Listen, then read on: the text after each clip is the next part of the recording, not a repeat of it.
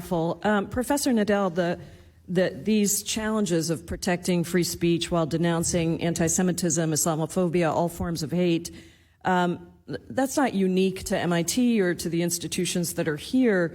Can you speak to the same question of the most effective ways to facilitate education and dialogue to ease tensions at other colleges and in general? The most effective ways, and obviously I very much appreciate your question, because this is happening across the United States on colleges and campuses, small and large. And the most effective ways are to recognize the many different levels and mechanisms for facilitating these dialogues at the student level, at the faculty level, at the administrative level, and bringing how to unite the campus, bringing the campus together. That's what we're all trying to do, and it doesn't happen overnight. Thank you all so much for your work. I yield back, Madam Chair. Thank you. Mr. Allen, you're recognized for 5 minutes. Thank you, Madam Chair, and I want to thank each of you for being here today. And first, my colleague earlier asked the question, what is the truth? Of course, that question was asked 2,000 years ago of Pilate. And of course, obviously knowledge is important, but what about wisdom? In full disclosure, I am a student and believe in the God of the Bible and His Word. In the House of Representatives, we're without excuse. We have above the American flag, "In God We Trust." Really? And then we have the full face of Moses looking down on the entire body, who gave us the first 5 books of the Bible. Let me tell you how serious this issue is. In 1885 BC, not AD, BC, the Bible says, Genesis 12:3, I will bless, talking about Israel, I will bless those who bless you, and whoever curses you, I will curse. And all peoples of the earth will be blessed through you. That is a serious, serious promise. In fact, we heard one of the panelists talk about the Jesus of the Bible. And of course, our church was founded by Jesus, who was a Jew, the American church. In fact, the church throughout the world. This is the Committee of Education and Workforce. Illiteracy is the #1 problem in our workforce. But I think from a standpoint of truth, biblical illiteracy is the #1 problem in America. We are a biblically illiterate society. We have no idea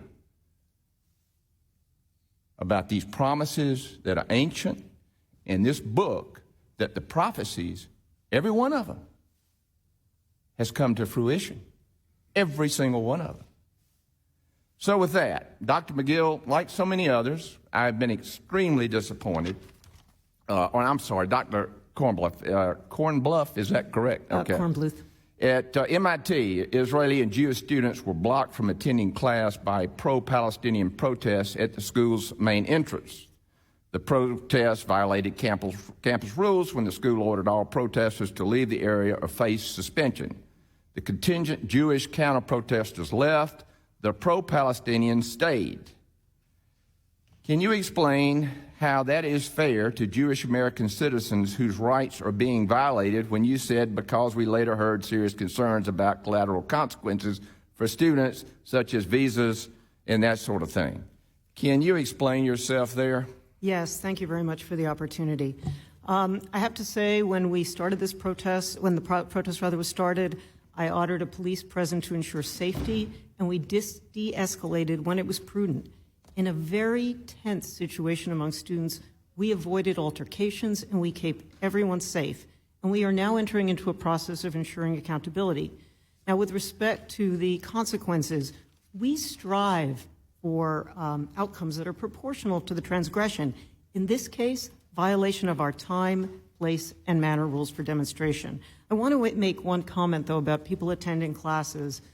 First of all, at no time. Well, I'm limited on time here, so could you submit that to us in writing? Absolutely. I have another question here. In fact, going back to talking about wisdom, Proverbs 9:10 says, "The fear of God is the beginning of wisdom." And so with that, President Gay and President McGill, do either of you plan to suspend foreign students who violate the law or school policies?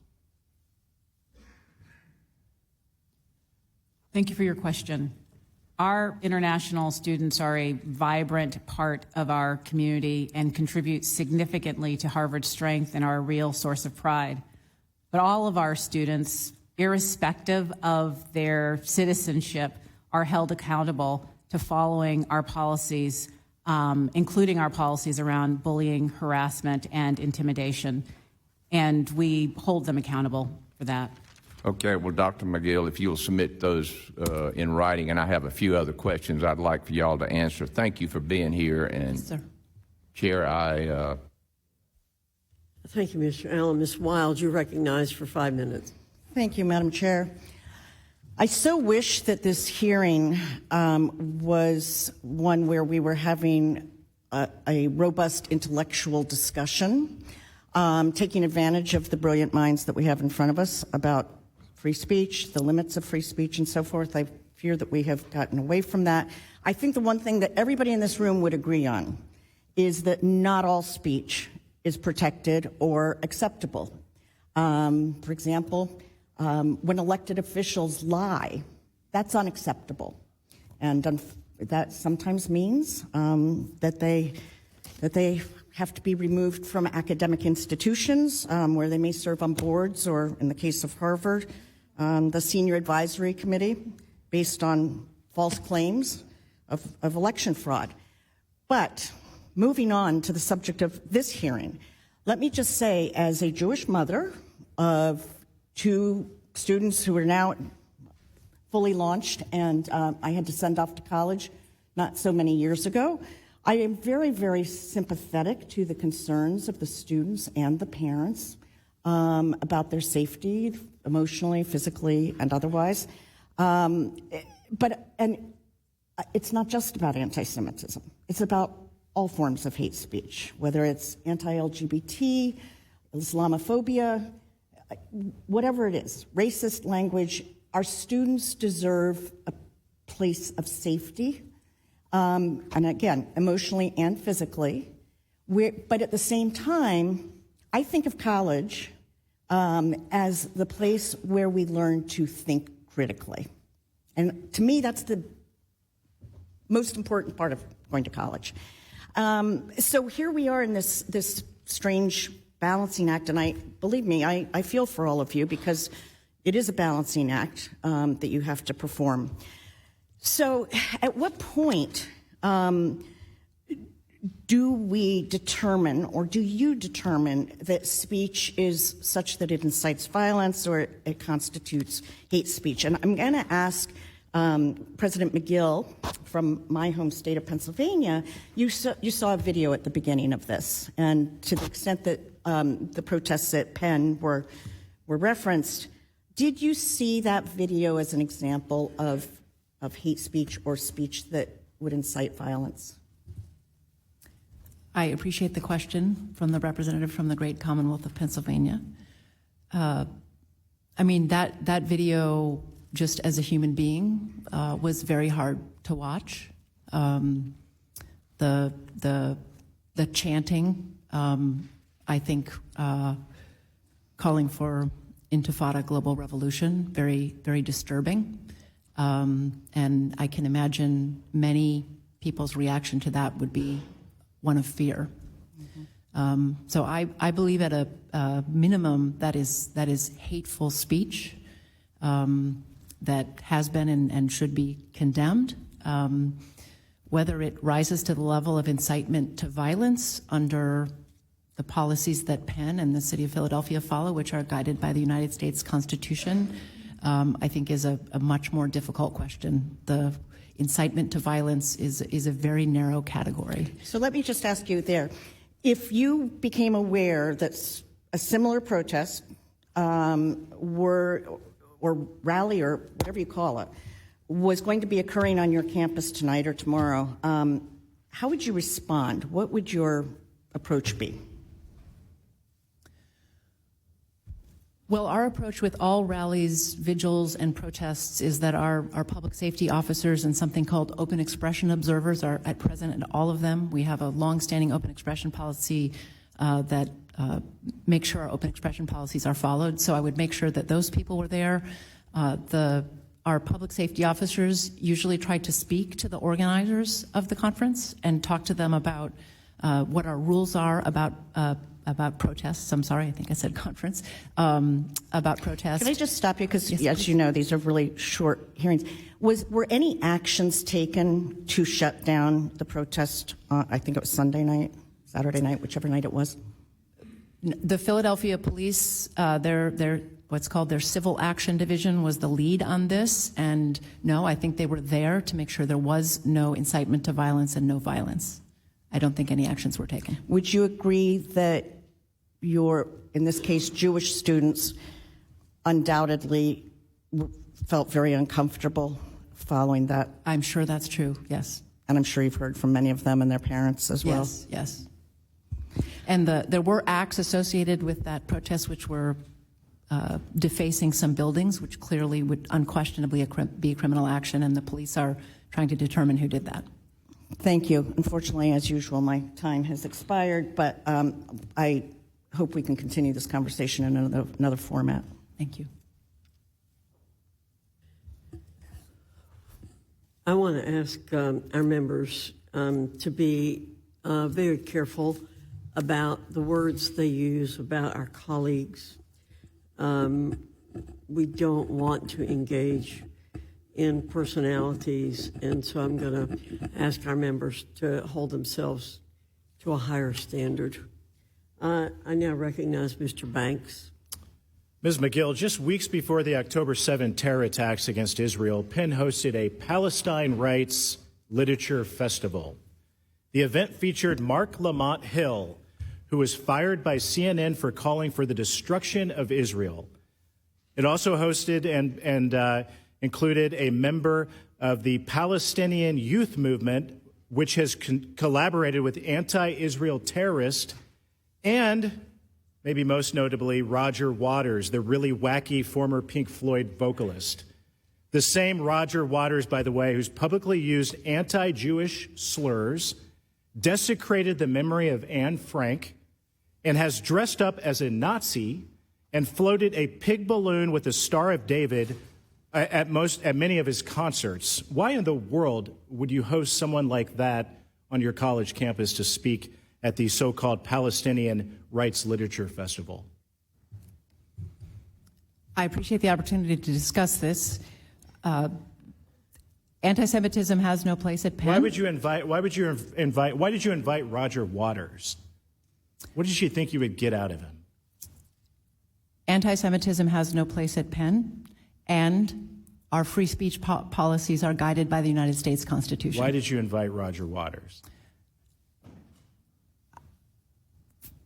And Anti-Semitism does not have a place at Penn. And you condemn what Roger Waters stands for.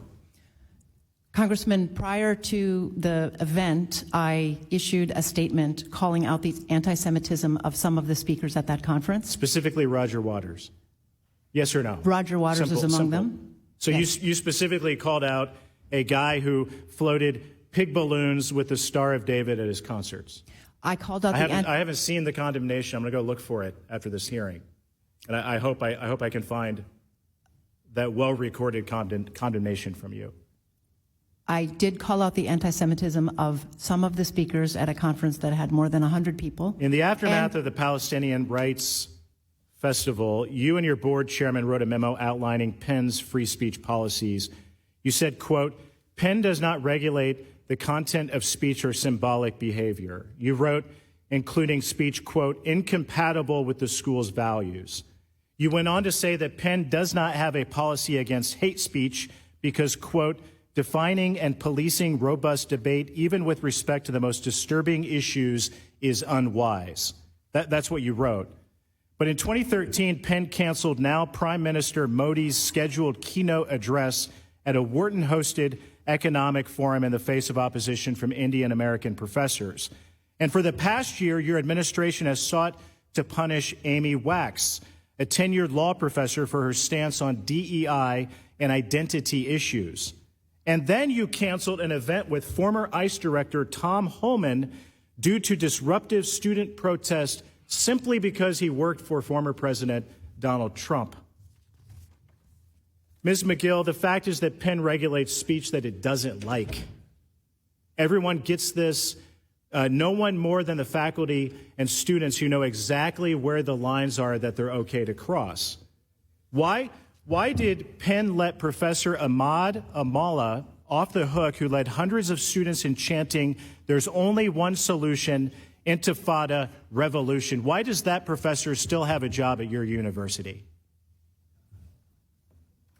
Representative, our approach to speech is, as I identified, it follows and is guided by the United States Constitution, which allows for robust perspectives. I disagree with the characterization that we treat speech differently, and I can't discuss any individual disciplinary proceeding. The same goes for Penn professor Ann Norton, who's repeatedly denied Hamas's worst atrocities on October 7.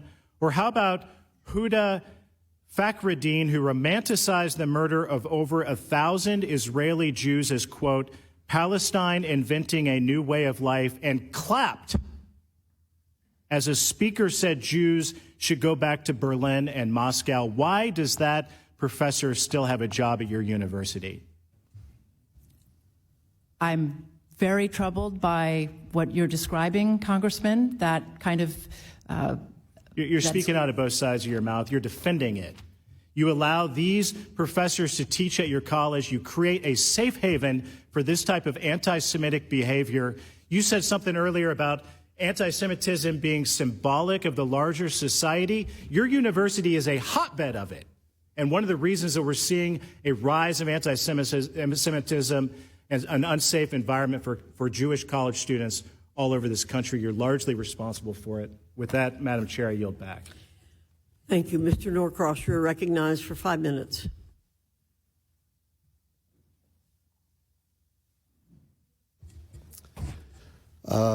Thank you, Madam Chairwoman, and certainly for holding this hearing on an incredibly important subject that has been thrust upon us, or should I say, has been rethrust. This is an issue that has been before our country and our world for quite some time. But the one thing I do want to state before I go into my questioning is the idea of making this a partisan issue is disgusting. This issue has nothing to do with being on a red or a blue team. This is an American issue in terms of what we're facing on our campuses and shouldn't be taken under the light of a partisan issue. That being given, I do have some questions, particularly for the University of Pennsylvania and its president, who is within a couple thousand yards of my district. I'm going to start with back during August, Penn announced plans to host the Palestinian Rights Festival that was going to be held in September. And given that the ADL identified many of the speakers, I believe the number was 25, as anti-Semitic, this continued to happen. The idea of what happened during that event, after the event, and as much as last night, as I was traveling down here to see what is still happening in and around the campus, is extremely disturbing given the atrocities that have happened in the Middle East. So, Dr. McGill, did you have the power to stop this event?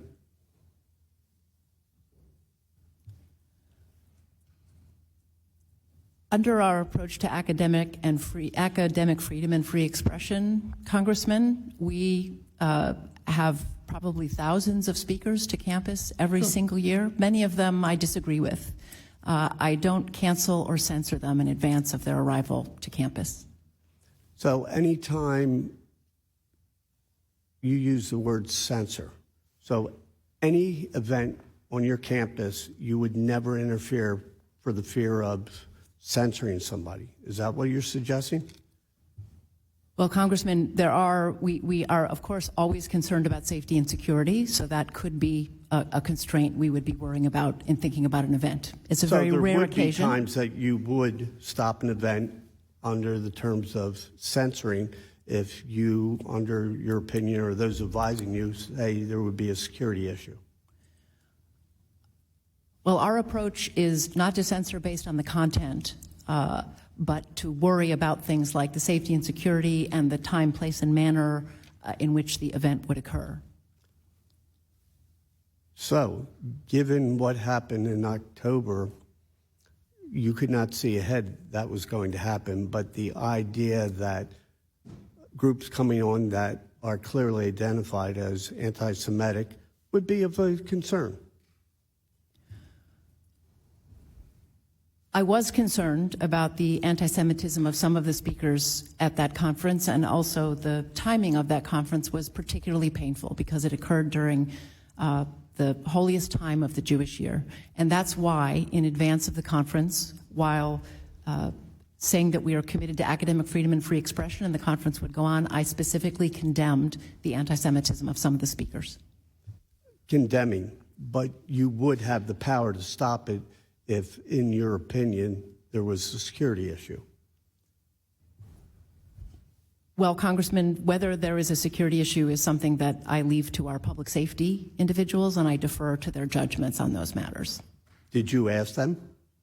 We discussed the security and safety of every large conference that happens on our campus, and yes, we did talk about this one. And they, in their opinion, along with you, decided that there were no security issues by the nature of you allowed this to continue.